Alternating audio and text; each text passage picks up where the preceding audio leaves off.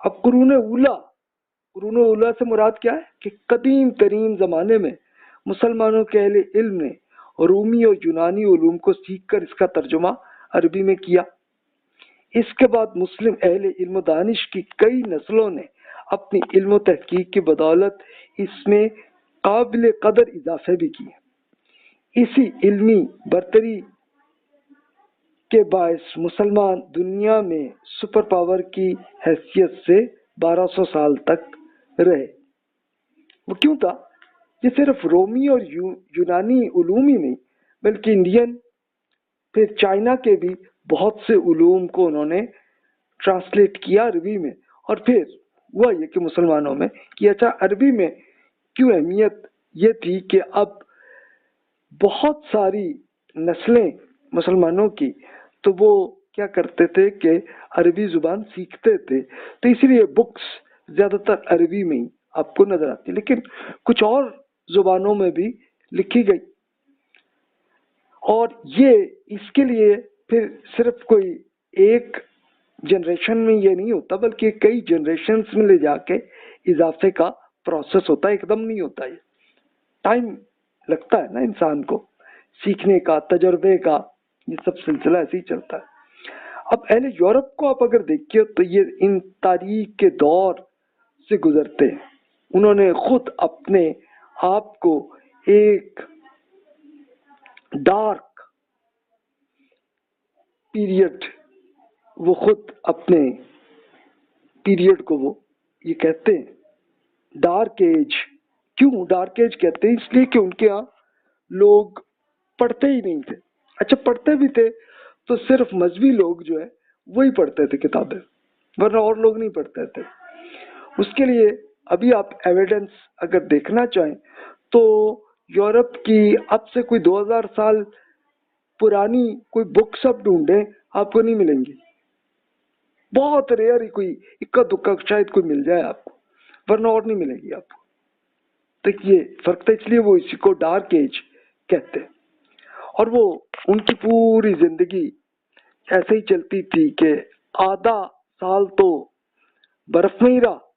اور باقی 6 مہینے میں کچھ ایگریکلچر کا کام کرتے، اور چلو اور کچھ نہیں تو پھر یہ بھی انہوں نے کر لینا کہ اسپیشلی فلسطین میں آ کے کچھ چیزیں پرچیز کر لی یا سیل بھی کر لی، لیکن سیل اتنی زیادہ نہیں چلتی تھی۔ اس کے لیے آپ ان کی حالت میں آپ خود دیکھ سکتے ہیں کہ ایک بار اسپین میں مسلمانوں نے جب فتح کی تھی تو اس وقت مسلمانوں نے یہ سوچا تھا کہ چلو یار اب ہم لوگ اتنے آگے ہیں تو تھوڑا سا ہم آگے جا کے فرانس کو بھی ہم فتح کر لیں۔ تو اس زمانے کے جو اہل علم و دانش تھے، جو اسکالرس تھے، انہوں نے بادشاہوں کو سمجھایا کہ بھائی اس کے لیے کیا ضرورت ہے، اس کے لیے آپ اتنا خرچہ آپ کریں گے فرانس کو فتح کرنے کے لیے اور اس سے فائدہ کچھ بھی نہیں ہوگا، اس لیے کہ وہاں پہ کوئی فائنینشیل بینیفٹ بھی نہیں آپ کو ملے گا، تو اس کے لیے آپ کیوں اتنا آپ خرچہ کریں، اس کے تو لاس ہی ہوگا آپ کے لیے، تو اپنا کریں۔ اور رہی وہاں کے لوگ، تو لوگ وہ بالکل ہمیشہ برف میں ہی رہتے ہیں، تو اس لیے ان میں کوئی علمی ذوق بھی نہیں ہے، کچھ بھی نہیں ہے، ایک طرح کے ایک جنگلی لوگ ہی ہیں، تو ان سے کیا فائدہ آپ کو؟ تو پھر اس لیے بادشاہوں نے کوئی کوشش نہیں کی، تو اس لیے انہوں نے اسپین چونکہ یورپ میں سب سے زیادہ ڈیولپڈ ایریا بنا اس پورے پیریڈ میں، وہ اور اس میں ایگریکلچر بھی اچھی چلتی تھی، اس لیے کہ ذرا گرمی بھی مل جاتی ہے وہاں پہ، تو اس لیے ایک اچھی سچویشن تھی وہاں پہ۔ اچھا ان کے ہاں سیکھنے کا عمل دوبارہ شروع ہوا پھر یورپ میں، اب یہ 1100 CE کا یہ سلسلہ شروع ہوتا ہے کہ ایک مسلم اہل علم کی کتابوں کے ترجمے اپنی زبان میں کیے اور ایک نئے علوم کو سیکھنا شروع کیا، اور اس کے بعد انہوں نے اس علم میں اتنا اضافہ کر لیا کہ پھر وقت کا پہیہ الٹی طرف اب چلنے لگا، یعنی اہل یورپ دنیا میں غالب بن گئے، سپر پاور بن گئے اور مسلمان مغلوب ہوتے چلے گئے۔ تو اب پچھلی 300 سال بلکہ اس سے تھوڑا زیادہ ہی کر لیں، اب 400 साल तक मुसलमानों में Aahista Aahista step by step जवाल की तरफ आते चले गए। अब अहले मगरिब की कुव्वत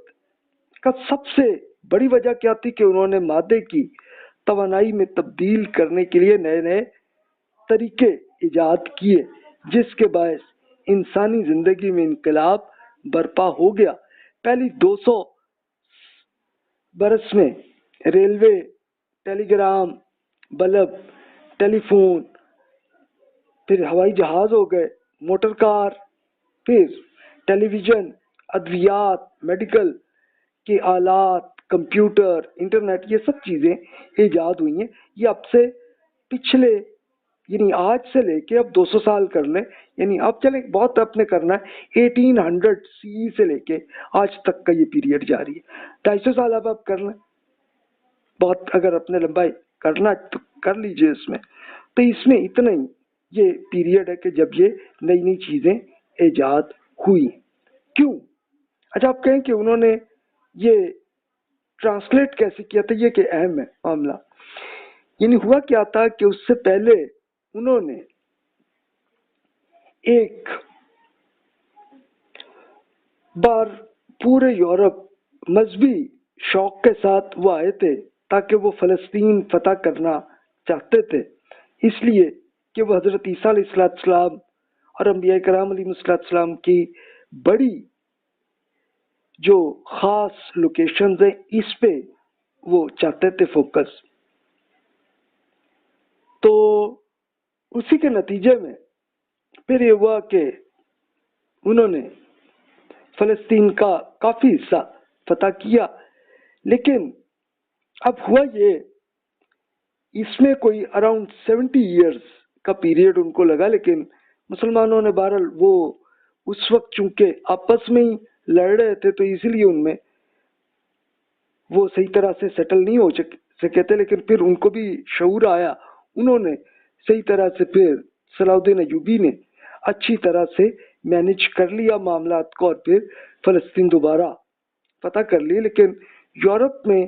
कुछ ऐसे लोग थे कि जिनको इल्मी ज़ौक था, तो उन्होंने मुसलमानों की बुक्स या तो छीनी होंगी या परचेज की होंगी, जो भी ज़ाहिर के जंगों में ये मामला तो होते ही हैं। तो बहरहाल वो लेके फिर इटली में चले गए और इटली में वहाँ के स्कॉलर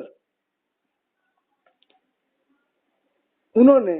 फिर ट्रांसलेट किया इटली में, और फिर उसके बाद फिर और कौमों में भी ऐसे इल्मी ज़ौक के थे तो उन्होंने अरबी से जो बुक्स अब इटली में इटालियन जुबान में आई थी तो अब उसी को ट्रांसलेट करते करते अपने प्रोसेस में वो रहे। लेकिन वो जाहिर है कि उसका कोई रिजल्ट एकदम नहीं आया, अच्छे खासे 500 साल उनको भी लगे ये सब सीखने का और फिर तजुर्बा कर करके उनको इजाद करना नई चीज़ों को, ये उनके यहाँ आया।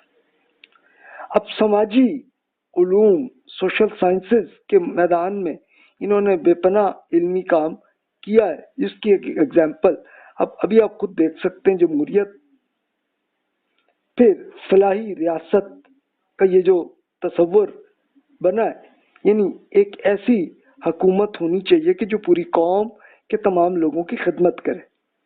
ये देखें ना, एक बहुत बड़ी चेंजेस आई हैं, वरना उससे पहले चाहे यूरोप हो या मुसलमानों के भी हो तो वो बादशाह इनकी कोई खास अवाम की कोई खास खिदमत नहीं करते थे, बस वो अपने अयाशी सिर्फ करते रहते थे। अब पिछले 20-25 साल में आप देखिए कि अहले मगरिबी की इल्मी तरक्की की बदौलत में दुनिया में कम्युनिकेशन के अब जो टेक्नोलॉजी ऐसी आ गई है जिसको आप अभी अब यूज़ करते हैं इंटरनेट को, और इसके लिए नई इजादात तो खैर कंप्यूटर तो अब से कोई 70 साल हो गए, तो लेकिन आम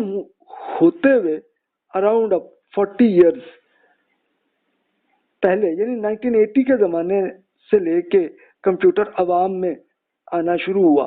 और फिर अब आप देखें तो मोबाइल में आके और ज़्यादा ये चीज़ें आ गई। तो मौजूदा दौर में इन्हीं उलूम को सीखने के नतीजे में एशियाई ममालिक में भी दुनिया में قابل ذکر مقام حاصل کر لیا. پچھلے 10-15 سال میں آپ دیکھیے نا کہ چائنا انڈیا کی تیز رفتار ترقی نے دنیا کو حیران کر دی ہے، اور یہ سب سیکھنے کے عمل کا نتیجہ ہوا ہے. اچھا اب آپ کہیں گے انڈیا میں آپ کیوں ایسے کہہ رہے ہیں؟ انڈیا میں اسپیشلی آپ دیکھیے 2000 سے لے کے 2010 تک کا جو پیریڈ ہے، اس میں کافی ڈیولپمنٹ ہوئی ہے انڈیا میں بھی اور چائنا میں بھی. اور چائنا میں ابھی تک اس کی یہ ڈیولپمنٹ کا سلسلہ جاری ہے. انڈیا میں البتہ وہ سیاسی اعتبار سے اور مذہبی اعتبار سے ان کے ہاں یہ اکانومی تھوڑی کمزور ہونے لگی ہے. تو یہ انڈیا کی سچویشن آپ کو یہ نظر آئے گی. اچھا سیاسی عوامل جو ہیں کیا کیا فیکٹرز ہوتے ہیں